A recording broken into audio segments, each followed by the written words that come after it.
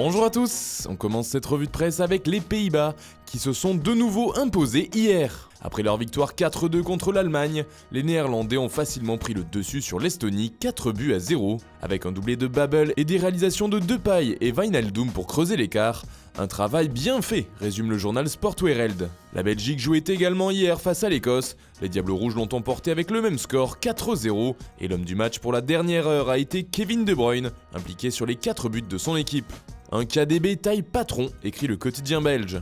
On part maintenant en Angleterre qui joue ce samedi face au Kosovo. Après une victoire probante 4-0 encore contre la Bulgarie samedi dernier, les Three Lions sont tranquillement en tête du groupe A des éliminatoires de l'Euro 2020. Les Anglais comptent 3 victoires en autant de rencontres et sont juste devant leur adversaire du soir qui compte 1 point de moins mais avec un match en plus. Une situation qui ne semble pas inquiéter le sélectionneur britannique Gareth Southgate. Ce dernier a récemment affirmé que c'était devenu trop facile pour les grandes nations de se qualifier pour les compétitions internationales, comme le rapporte le Daily Mirror. A noter que d'après The Sun, Jadon Sancho devrait jouer face au Kosovo, il sera même aligné dans le 11 de départ selon le tabloïd. Toujours en Angleterre, Manchester United aimerait bien prolonger son gardien David De Gea. Une information dans l'air depuis quelques temps déjà, mais d'après les informations du Guardian, on serait tout proche d'un accord entre les deux parties. Le portier espagnol toucherait un salaire équivalent à celui de Paul Pogba, soit environ 290 000 livres sterling par semaine, un peu moins de 16 millions d'euros par an. Une signature importante puisque De Gea sera libre de tout contrat l'été prochain, il devrait donc rester encore quelques temps en Manchester, lui qui avait rejoint les Red Devils en 2011. Du côté de l'Italie, le dossier Paolo Dybala fait toujours les gros titres. Selon Tuttosport, c'est encore très chaud. Longtemps annoncé sur le départ de la Juve et sur les tablettes de plusieurs cadres européens, il est finalement resté à Turin. Mais la situation pourrait vite changer, explique le quotidien transalpin. En effet, le PSG et Tottenham ne lâcheraient pas et seraient prêts à revenir à la charge pour l'international argentin, et ce dès le mois de janvier.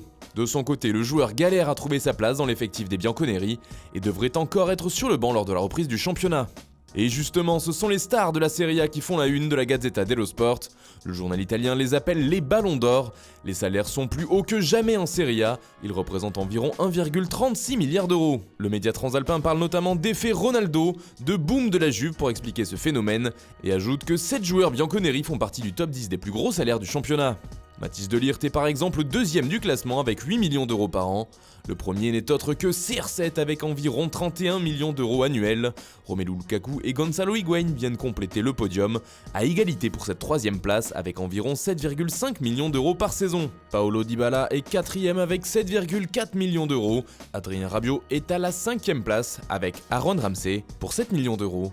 Un peu plus loin dans le classement, Kalidou Koulibaly est à 6 millions d'euros par an. Franck Ribéry de son côté touche environ 4 millions d'euros par saison. Blaise Matuidi est juste derrière avec un salaire de 3,5 millions d'euros annuels. A noter que la vieille dame pèse à elle seule 294 millions d'euros de masse salariale. Enfin, on termine ce tour de la presse par la France qui joue ce mardi contre Andorre.